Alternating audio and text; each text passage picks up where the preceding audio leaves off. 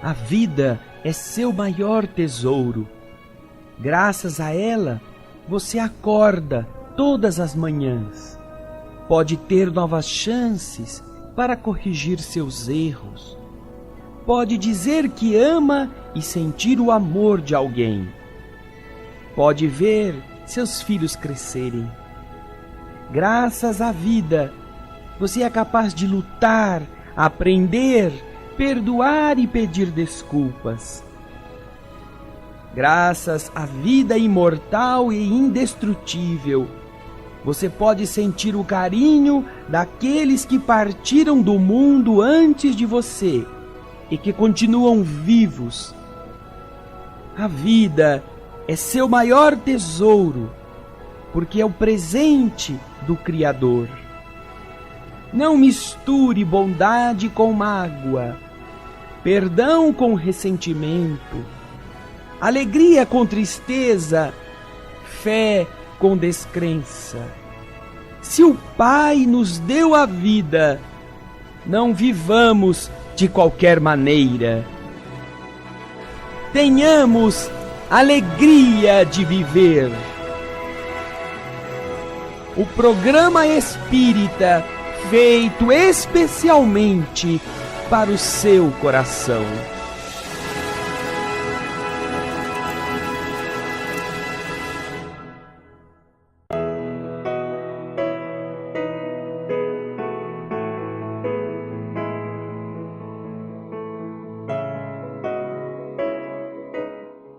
Estamos iniciando mais um programa Alegria de Viver, com muita satisfação, com muita alegria mesmo, por estarmos aqui reunidos, por estarmos aprendendo com esta bela obra que se chama Caminho da Luz, obra que é do Espírito Emmanuel e a psicografia de Francisco Cândido Xavier.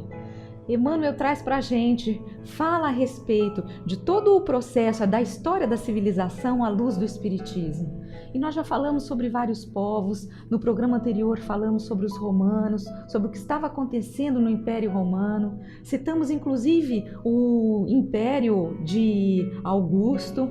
Nós vimos que existia um período de paz, de serenidade, razoável, né, dentro dos limites naquela época, mas em que o plano espiritual estava preparando a vinda do Cristo. E hoje nós estaríamos entrando no capítulo 14, vai falar sobre edificação cristã. Como que o cristianismo ele se fixa naquela região onde Jesus esteve e daí por diante, como ele se espalha. Bem, eu sou Solange Godoy, junto com André Luiz Ruiz. Como vai, André? Olá, Solange. Olá, queridas irmãs, queridos amigos. Esta lembrança é muito oportuna porque quando estamos falando de caminho da luz, nada melhor do que imaginarmos o que aconteceu depois da vinda de Jesus no mundo, sob a ótica do mundo espiritual. Mas para que a gente faça isto, não podemos nos esquecer que também a Boa Nova é um caminho de luz. Aquele que chega a você através dos seus ouvidos, através da imagem da TV que leva os comunicadores a você, aqueles que estão assistindo os programas de rádio também. Todos os esforços desta equipe se voltam para iluminar o seu caminho. E é isto que a Boa Nova quer que você sinta no seu coração, graças ao abraço do Luiz Leite e do Alailson Cunha.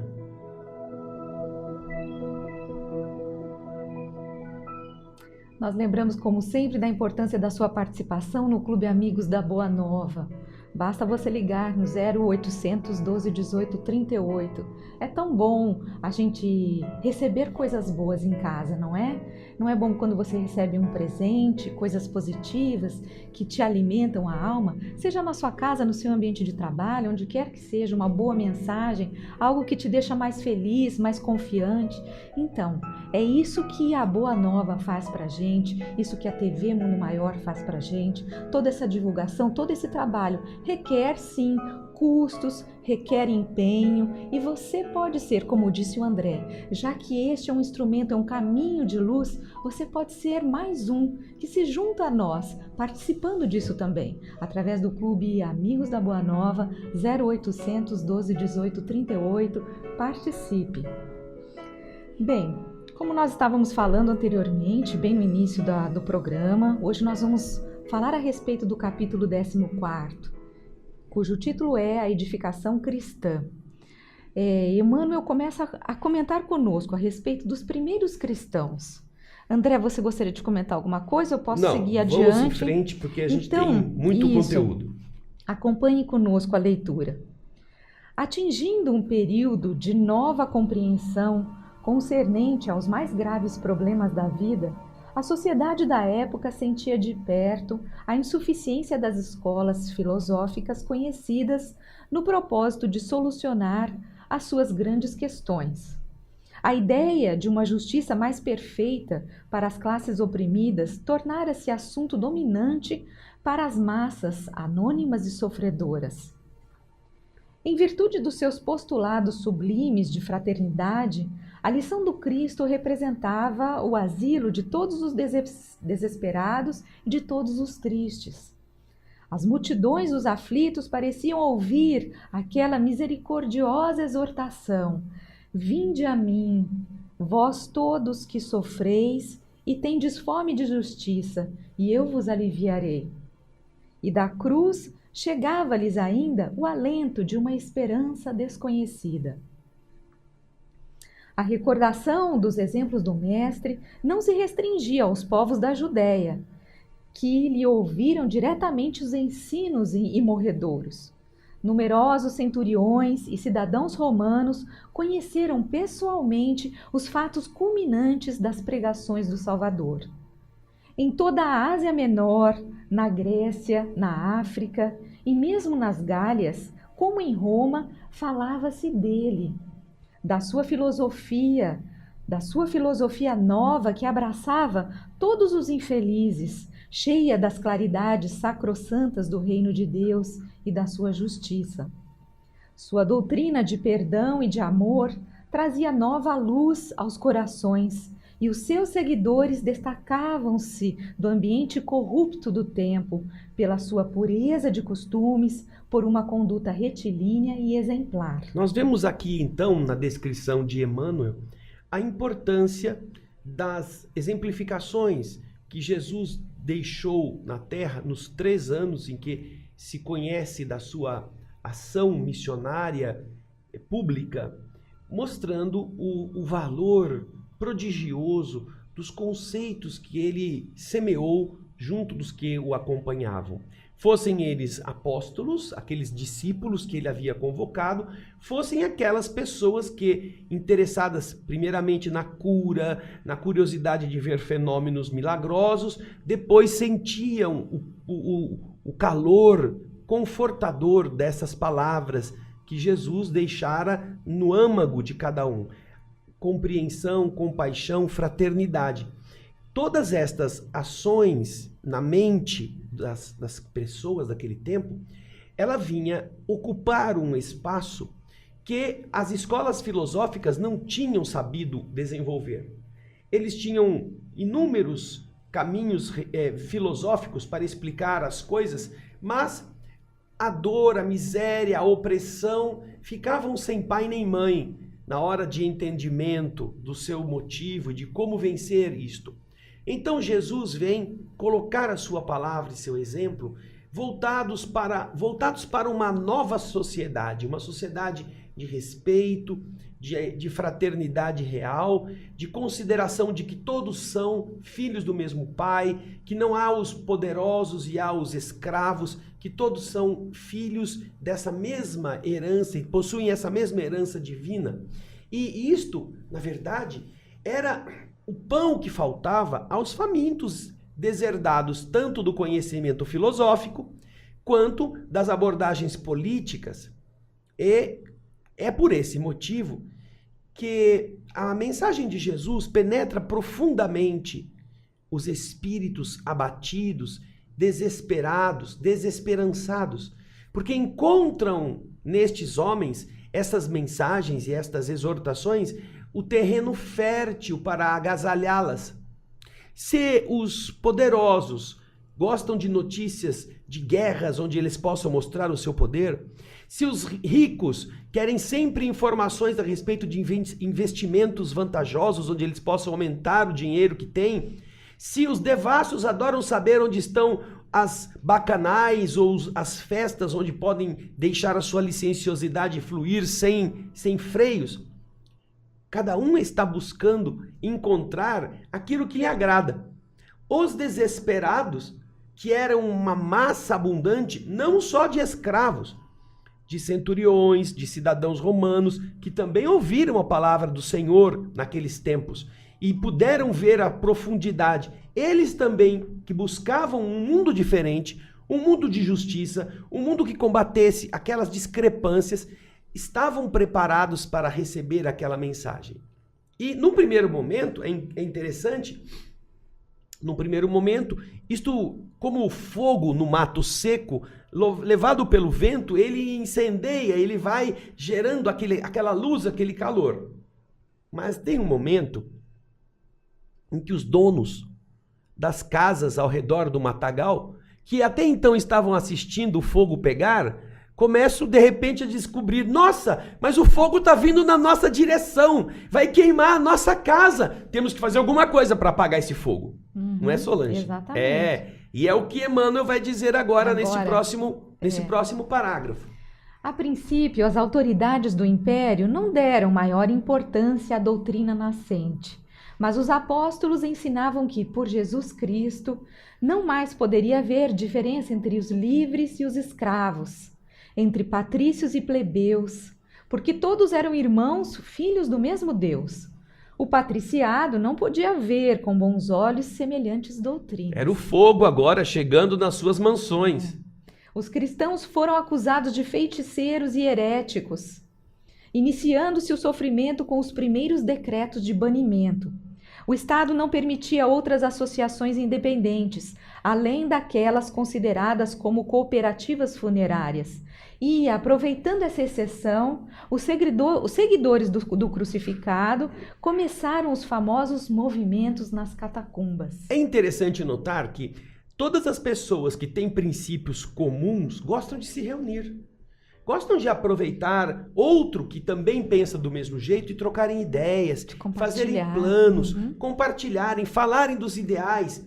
E então isto fortalece entre aqueles que estão juntos, sobretudo quando são minoria, fortalece esse elan, esse laço, esse liame que os une. Então, o que acontece?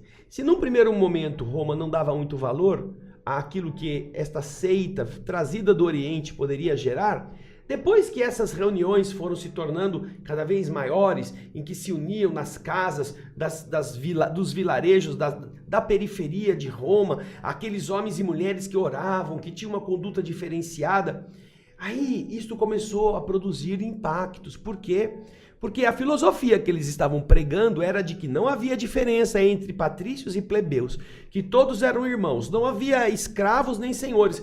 Ora, os donos de terras, os proprietários, os poderosos, se não tivessem, é a velha história lá do começo dos Tarquínios, a velha história, se não tiver quem limpe a minha casa, quem vai ter que limpar sou eu. Não pode ser assim. Essa doutrina é um problema. Então o que eles fizeram? Antes de começar a perseguir os cristãos para matá-los, começaram a surgir os primeiros decretos legais dizendo que as reuniões eram proibidas. Não se podia reunir um número maior de pessoas. Inclusive penas de banimento também. Os que eram pegos eram expulsos, eram considerados culpados, desrespeitando as ordens do império. Como é que o império começou a combater o avanço? Proibindo a reunião. Mas tinha uma situação em que não dava para proibir, que eram as cooperativas funerárias. Eles se reuniam em grupos para velar os seus mortos. E isto se fazia nos ambientes das necrópolis, ou as cidades dos mortos. Necrópolis, aquilo que era a cidade onde os que tinham perdido a vida física eram sepultados. Essas reuniões funerárias, elas estavam autorizadas. Eles não, pelos hábitos romanos, pela tradição da crença pagã, isto era uma coisa, era um dever dos romanos. Reunir-se em grupos familiares para orar pelos antepassados. Roma, então, por mais que pudesse proibir a reunião de pessoas, sobre outros aspectos, sobre outros interesses, para discutir política, discutir futebol, discutir carnaval, eles não podiam permitir, eles eram obrigados a permitir as reuniões de culto aos antepassados. E então o que acontece? Como os cristãos sabiam que era autorizada a reunião para os cultos funerários, eles então iam para as catacumbas. Eles estavam obedecendo à lei. Isso me recorda a história que o Alípio, nosso companheiro lá da Venezuela, nos conta, de que em Cuba, quando impuseram o sistema comunista na ilha, eles proibiram todas as reuniões religiosas, que eram espíritas, foram proibidas. Mas eles autorizaram que uma vez por mês, um dia no mês, eles se reunissem. Um único dia. Então o que eles faziam? Eles começavam a reunião à 00:01 e as reuniões iam o dia inteiro até a 00:00 do dia seguinte. Ou seja, eles usavam um único dia para fazer uma reunião de 24 horas na casa espírita, na instituição. Ou seja, eles aproveitavam o que a lei... Ninguém podia dizer que eles estavam descumprindo a lei. A lei permitia um dia por mês e eles trabalhavam desde a madrugada até chegar à madrugada do dia seguinte. Assim os cristãos agiram. Dentro da lei, como as agremiações funerárias eram permitidas, eles se reuniam nas catacumbas. Por esse motivo, não só porque estavam escondidos, mas porque isto era autorizado. Eles não poderiam ser degradados, banidos por um descumprimento da lei. Se eles se reunissem nas casas, podia chegar alguém denunciando aquela reunião e trazer os exércitos ou os soldados para prender todo mundo que estava infringindo a lei. Mas como eles não queriam correr esse risco, se reuniam nas catacumbas. E diziam que estavam orando pelos seus antepassados exatamente. E tudo mais. Bem, agora Emmanuel vai falar para a gente a respeito da propagação do cristianismo. Na Judéia, cresce então o número dos convertidos da nova crença. O hino de esperanças da manjedoura e do Calvário espalha nas almas um suave e eterno perfume. É assim que os apóstolos, cuja tarefa o Cristo abençoara com sua misericórdia, espalham as claridades da Boa Nova por toda a parte, repartindo o pão milagroso da fé com todos os famintos do coração. A doutrina do crucificado propaga-se com rapidez do relâmpago. Fala-se dela tanto em Roma como nas Gálias e no norte da África. Surgem os advogados e os detratores. Os advogados, os que defendem, e os detratores, aqueles que lutam contra, os que querem abafar esse movimento. Os convertidos mais eminentes buscam doutrinar, disseminando as ideias e interpretações. As primeiras igrejas surgem ao pé de cada apóstolo ou de cada discípulo mais destacado e estudioso. A centralização e a unidade do império facilitaram o deslocamento dos novos missionários, que podiam levar a palavra de fé ao mais obscuro recanto do globo, sem as exigências e os obstáculos das fronteiras. E aí está, como você observa, o planejamento espiritual do porquê um Estado. Porque um Estado que se incorpora, que se estabelece sobre todos aqueles povos, aquelas antigas nações, ele então equipara todos a membros do mesmo grupamento. Portanto, rompem-se as barreiras de fronteira, os processos de fazer a transição de um lado para outro, as questões alfandegárias, tudo isto era a burocracia que os estados mantinham para defender o seu território. Agora que Roma ampliou-se, ela cria estradas, ela cria comunicações rápidas e ela então incorpora todo esse grupamento de nacionalidades diferentes em uma única. E então o que acontece? Aquele que entra lá na Grécia como romano, ele pode chegar em Roma sem passar por nenhuma barreira, nenhuma barreira fronteiriça, nenhuma fiscalização. E é isto que faz, usando os meios de locomoção rápidos que Roma constrói, as estradas, as vias, para o deslocamento do exército, mas também para o deslocamento de todo o comércio das pessoas. Eles vão trazendo com rapidez a notícia de Jesus para o núcleo 21 anos depois, como dissemos no programa anterior, já estava em Roma a mensagem de Jesus sendo falada e decantada pelos cristãos. Veja só que coisa maravilhosa. Como a centralização do império era necessária para a disseminação rápida do ensinamento de Jesus. Isso mesmo, gente, bastante interessante. Nós vamos fazer um breve intervalo, daqui a pouquinho estaremos de volta, dando continuidade a esse assunto bem bacana. Até lá! Estamos apresentando um programa Alegria de Viver.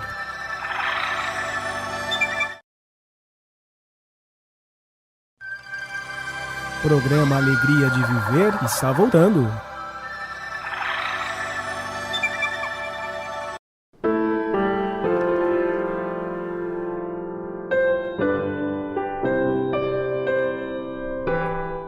Olá, estamos de volta com o programa Alegria de Viver.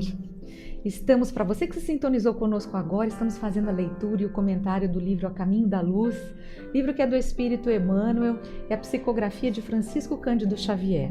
Nós estamos no capítulo 14, falando sobre a edificação cristã. E no bloco anterior estávamos vendo como o cristianismo começou a ser disseminado pelo Império Romano. Vamos dar continuidade então à nossa leitura. Doutrina alguma alcançara no mundo semelhante posição em face da preferência das massas. É que o Divino Mestre selara com exemplos as palavras de suas lições imorredoras. Maior revolucionário de todas as épocas, não empunhou outra arma além daquelas que significam amor e tolerância, educação e aclaramento. Condenou todas as hipocrisias, insurgiu-se contra todas as violências oficializadas, ensinando simultaneamente aos discípulos o amor incondicional à ordem, ao trabalho e à paz construtiva. É por essa razão que os evangelhos constituem o livro da humanidade por excelência. Sua simplicidade e singeleza transparecem na tradução de todas as línguas da terra, prendendo a alma dos homens entre as luzes do céu ao encanto suave de suas narrativas. Então a gente vê que é uma outra forma de ver o mundo que Jesus vem trazer. Jesus não vem fundar uma religião, nunca fez isso. Os homens fizeram isto, fizeram grupamentos baseados em seus ensinos. Mas Jesus não veio fundar religiões. A religião é uma necessidade da nossa primariedade, que nos discerne uns dos outros. E ao invés de nos aproximar, acaba muitas vezes nos afastando. O que Jesus veio fazer, e isto está claro, é ensinar um modo de viver. Jesus vem fundar um novo modo de ser como indivíduo, ser como familiar, ser como cidadão, ser um homem pleno em todos os sentidos das relações humanas. Jesus então vem trazer, mostrando que é possível uma nova ética, uma nova maneira de agir. E algumas pessoas, vendo o poder disto, passaram a usar a palavra do Senhor para polarizar, para criar polos, para centralizar aqueles grupos que queriam aprender mais sobre isso. E a partir daí, naturalmente, edificaram igrejas, né? E a palavra igreja vem da palavra eclésia, que significa assembleia, reunião de pessoas. Então, quando você fala, eu vou na igreja, você já imagina um prédio. Mas, na verdade, o significado da palavra igreja, que é eclésia, é assembleia. É um lugar onde as pessoas se reúnem. Não precisa ter campanário, não precisa ter altar. Não precisa ter nada. Precisa ter um ambiente onde as pessoas vão compartilhar ensinamentos que são bonitos, como forma de vivê-los, de recordá-los e de depois espalhá-los em seus caminhos. Então, o que nós vemos, esta é a força do Evangelho, é a demonstração de outro comportamento do que aquele que os homens da terra estavam acostumados. Jesus então combate toda a violência estabelecida como um poder de Estado. Ele realça a simplicidade das pequenas coisas, ele abastece o coração das pessoas de esperança, coisa que nenhum Estado, que nenhuma agremiação popular da época podia lhes dar. Então aí a gente vê a importância do porquê, com muita rapidez, tudo isso chegou às dimensões mais amplas do Império Romano, porque era uma forma inusitada e muito melhor de entender a convivência. Eu achei bonito aqui quando Emmanuel fala que o Cristo trouxe simultaneamente aos discípulos os ensinamentos do amor incondicional à ordem, ao trabalho e à paz construtiva. E é por essa razão que os evangelhos constituem o livro da humanidade por excelência. E agora Emmanuel vai falar para a gente a respeito dessa redação, da redação desses textos definitivos, desses textos antigos, que foram transcritos, colocados num papel. Jesus não escreveu nada, Jesus apenas viveu e falou. A tradição oral era a base do seu ensinamento. Mas como havia muita gente que precisava conhecer isto, de boca em boca era mais difícil. Então, alguns passaram a escrever as palavras de Jesus. E aí, ao torná-las materializadas, existe sempre o problema da alteração, o problema da interpretação, o problema da leitura errada, mas de qualquer forma foi uma maneira de espalhar-se o conhecimento. Então Emmanuel agora vai falar sobre essa redação dos textos definitivos. Nesse tempo, quando a guerra formidável da crítica procurava minar o edifício imortal da nova doutrina, os mensageiros do Cristo presidem a redação dos textos definitivos com vistas ao futuro, não somente junto aos apóstolos e seus discípulos, mas igualmente junto aos núcleos das tradições. Os cristãos mais destacados trocam entre si cartas de alto valor doutrinário para as diversas igrejas. São mensagens de fraternidade, de amor, que a posteridade muita vez não pôde ou não quis compreender. Muitas escolas literárias se formaram nos últimos séculos, dentro da crítica histórica, para o estudo e elucidação desses documentos. A palavra apócrifo, e aqui o texto faz uma observação do que significa essa palavra. A apócrifa é aquela obra religiosa não reconhecida como oficial, de origem e de conteúdo duvidoso. Assim se diz dos textos que não foram incluídos na Bíblia. São os textos chamados apócrifos. Mas então vamos retomar. A palavra apócrifo generalizou-se como espantalho de todo o mundo. Histórias numerosas foram escritas. Hipóteses incontáveis foram aventadas, mas os sábios materialistas, no estudo das ideias religiosas, não puderam sentir que a intuição está acima da razão e ainda uma vez falharam, em sua maioria, na exposição dos princípios e na apresentação das grandes figuras do cristianismo. A grandeza da doutrina não reside na circunstância de o Evangelho ser de Marcos ou de Mateus, de Lucas ou de João. Está na beleza imortal que se irradia de suas lições divinas, atravessando as ideias e atraindo os corações. Não há vantagem nas longas discussões quanto à autenticidade de uma carta de Inácio de Antioquia ou de Paulo de Tarso, quando o raciocínio absoluto não possui elementos para a prova concludente e necessária. A opinião geral rodopiará em torno do crítico mais iminente, segundo as convenções. Todavia, a autoridade literária não poderá apresentar a equação matemática do assunto. É que, portas adentro do coração, só a essência deve prevalecer para as almas. E em se tratando das conquistas sublimadas da fé, a intuição tem de marchar à frente da razão, preludiando generosos e definitivos conhecimentos. Nós estamos vendo então que Emmanuel está tratando de textos que foram escritos para perpetuar ensinamentos e que as pessoas que depois foram se dedicar a estudá-los puderam discutir muito a respeito se eram verazes ou não eram, se quais eles podiam ser considerados autênticos ou não. No entanto, mesmo que isto correspondesse a uma necessidade de segurança, porque é compreensível que entre milhares e milhares de escritos, nós encontremos muitas discrepâncias. Aliás, quando esses textos já eram conhecidos há muitos séculos, e havia uma confusão muito grande, determinou-se a São Jerônimo que se fizesse um compêndio, que se fizesse uma reunião destes textos. E São Jerônimo, ele até se penitencia diante do Papa que determinou que ele fizesse isso, porque ele diz, como é que eu posso dizer quais são os textos que são válidos?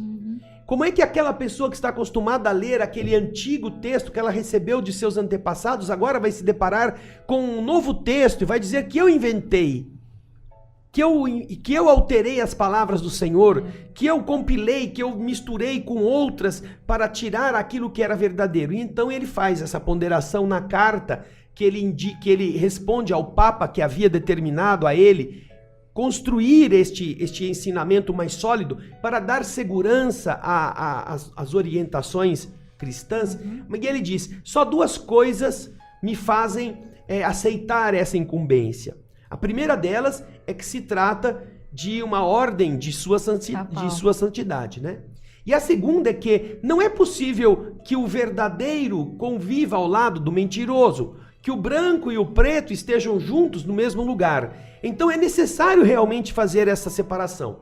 E ele então aceita e produz a primeira chamada Vulgata, a reunião dos textos esparsos, dispersos. E é claro, ele despreza muitos textos que ele achava, segundo o seu critério, inadequados. Mas é uma apreciação que ele fez. Subjetiva dele. Então o que acontece é que Emmanuel está dizendo, é verdade que eles fizeram alterações, que eles criaram o Evangelho de Marcos, de Mateus, de João, de Lucas, e são textos muito belos, mas o que é importante lembrar não é se o Evangelho é de um ou é de outro, é se o conteúdo está embebido dos princípios nobres do ensinamento que vai ao coração, e não às questões, às questiúnculas humanas, aos interesses de partidos.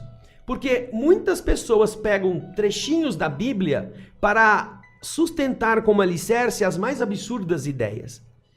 Então o fato de estar escrito não quer dizer que realmente corresponda à essência do que o Senhor desejava que nós aprendêssemos. A oficialidade ou a burocratização do ensinamento não pode matar o ensinamento. E Emmanuel está dizendo que a intuição daquele que lê a respeito dos ensinos morais que ele encontra por detrás das palavras é que deve causar nele o impacto. Não o fato de serem epístolas de Tiago, de Paulo, de João ou mesmo textos bíblicos considerados oficiais. Porque aquilo que não era aceito era considerado fora da curva, os apócrifos. E atualmente estão descobrindo muitos escritos antigos. E é mais interessante uma coisa, mesmo entre as religiões dogmáticas, católicos, evangélicos, nós temos diferença de textos. A Bíblia católica tem uma quantidade de livros a mais do que a Bíblia evangélica. A Bíblia como um todo. Um tem 72 livros, o outro tem 66 livros. Ou seja, há entre 6 e 7 livros diferentes na Bíblia católica que não existem na Bíblia protestante, na Bíblia evangélica. Como é possível que os próprios dogmáticos expliquem uma discrepância dessa se é chamada a palavra de Deus? Ambas são chamadas a palavra de Deus. Ou Deus fala muito, ou Deus é lacônico, fala 6 livros a menos. Quem teve essa autoridade, certo? Então, Emmanuel está dizendo que no Novo Testamento é importante que nós busquemos essa intuição como fonte, como saber oculto, que não está dito. Ah, mas isso não está no Evangelho. Jesus não disse assim. Olha, tem gente que diz que não ora pelos mortos, porque isso não está escrito no Evangelho, textualmente. Nem Mateus, nem Marcos, nem Lucas, nem João tem lá uma passagem que Jesus mandou rezar pelos mortos. Então é muito comum em determinadas religiões cristãs você conversar com a pessoa, você reza pelas pessoas que morreram? Não, eu rezo pelos vivos, porque na Bíblia não manda rezar pelos mortos. Quer dizer, é um absurdo tão grande argumentar-se sobre o que está no texto da lei, sem entender o conteúdo profundo daquilo que Jesus diz, ama o teu próximo como a ti mesmo. Quer dizer então que seu filho morrer, você não vai mais orar por ele? seu amor termina na tumba, você não vai mais lembrar-se do seu filho, nem pedir que aonde ele estiver, ele receba o seu amor? Onde já se viu que você, por ser religioso, com todo o respeito que nos mereça, esteja apenas baseado na ausência de uma ordem que estava escrita por alguém que não foi o próprio Jesus? Você dizer que não vai rezar pelos mortos, porque esses daí ou estão dormindo eternamente, Jesus não está dizendo que estão dormindo, ou eles foram para o inferno e então não adianta rezar por eles. Ora, é algo que é conflitante, é ilógico com todo o contexto do que o Senhor ensinou. Porque nós vamos aprender quantas coisas boas nós como espíritos que não morremos, porque Jesus veio trazer a vida, mas não a vida do corpo e sim a vida da alma, como base de toda a nossa existência. Aquele que perde o corpo continua a viver, como Jesus veio provar que era possível. Então você não está rezando para um morto, você está rezando para um vivo, que é invisível, mas está vivo. Você sonha com ele, você encontra-se durante o repouso da noite, você sente a emoção quando o seu espírito se aproxima, aquele que partiu vem te visitar e você não sabe explicar o porquê. Tudo isso é uma comprovação da sobrevivência. E que mal pode fazer? E que mal pode fazer você orar por alguém que já não está mais entre os vivos da carne? Que mal? Você vai nascer, vai virar um lobisomem porque orou por aqueles que estavam do outro lado da vida? Então você observa que o que Emmanuel está dizendo é que nós devamos procurar a síntese essencial dos ensinamentos éticos daquilo que o Senhor falou, ao invés de nos prendermos às questões de texto. Exatamente, André. Infelizmente, nós temos que encerrar o nosso programa. Infelizmente. Nós deixamos o convite para você participar conosco no programa Espiritismo Sem Mistério, na TV Mundo Maior. Amanhã, a partir das 4 horas da tarde. Ao vivo. Do Livro dos Espíritos. Envie suas perguntas, dúvidas. E também vou fazer um convite diferente, que é para você conhecer o programa O Espírito da Letra. É um programa que fala sobre as obras de Francisco Cândido Xavier. Então nós temos Nosso Lar, Os Mensageiros, os Missionários, temos Obreiros da Vida Eterna, No Mundo Maior. São todas obras, aqui embaixo são obras que na falam TV Mundo Maior a respeito do que ocorre no plano espiritual, de como ocorrem essas relações entre encarnados e desencarnados. Então, se você quiser aprender um pouco mais sobre isso, consulte essas obras e esse programa, O Espírito da Letra, na TV Mundo Maior. Bem, nós agradecemos a sua participação, que essa semana seja de muita paz e até a próxima edição do programa Alegria de Viver. Vamos fechar os nossos olhos e fazer a nossa vibração.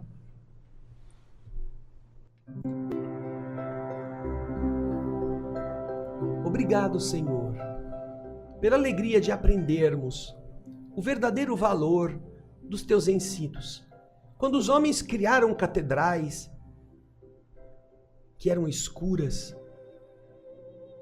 descobriram que dentro delas faltava a tua luz. E então criaram os vitrais. Maneira inteligente de encantar, trazendo a luz de fora para o interior. Com a poesia das cores, dos vidros que davam as notícias de teus exemplos. E aquele ambiente transformou-se do lúgubre aspecto onde os penitenciadores, os pecadores de todos os tempos iam chorar, na postura de esperança de ver a luz entrar. De tal maneira que nas grandes catedrais, o papel principal para elevar a fé está fora, passando pelos vitrais. É a luz que penetra, que dá a esperança, que faz enxergar agora a casa do Pai, iluminada lá de cima, lá de fora. Assim também, Senhor querido, nós observamos que tudo que você veio viver foi para nos ensinar a ser criaturas melhores fora das igrejas. Você é essa luz que quando nós entramos nas casas de Deus, escuros, abatidos, somos bafejados por esse halo esperançoso, como sinal de que é a luz e só a luz que combate a treva. Não para fustigá-la a ponto de matá-la, mas para dizer que quando a luz se apresenta, a treva desaparece. Assim também, querido mestre, nós aprendemos contigo que onde a luz da paciência se coloca, os conflitos familiares diminuem. Quando a compreensão e a bondade iluminam a mente e as atitudes de uma só pessoa, já há mais harmonia, há mais bondade também espalhada e há afinidade que se constrói. Quando a luz desses vitrais que você edificou, colorindo a nossa mente, nosso sentimento de alegria, de idealismo, de coragem, de perdão das ofensas, de compreensão com os aflitos, de amor aos frágeis, de proteger aqueles caídos, de esquecermos de julgar as pessoas para dar a elas o melhor que tenhamos. Estas luzes coloridas pela piedade, pela compaixão, pela misericórdia, representam na escuridão das catedrais íntimas de cada pessoa, abafadas pelos seus erros, culpadas pelas atitudes inadequadas que a consciência reconhece, representam essa luz que vem iluminar os escaninhos empoeirados, atolados no lodo do mal, da ignorância. E assim, esperando o chicote, esperando a prisão, as almas encontram tuas mãos estendidas, a luz dos vitrais que descem do céu para dizer: vem a mim, você que está aflito, eu te libertarei. Obrigado, Senhor. Obrigado, queridas irmãs, queridos irmãos. Muita paz.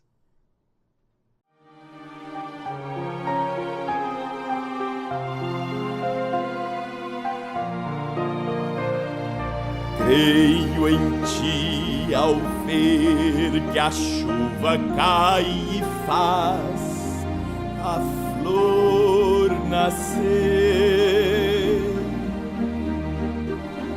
Creio em ti, pois sei que enquanto é noite aqui, é dia ali. Creio em ti porque me deste o riso e a dor, me deste o amor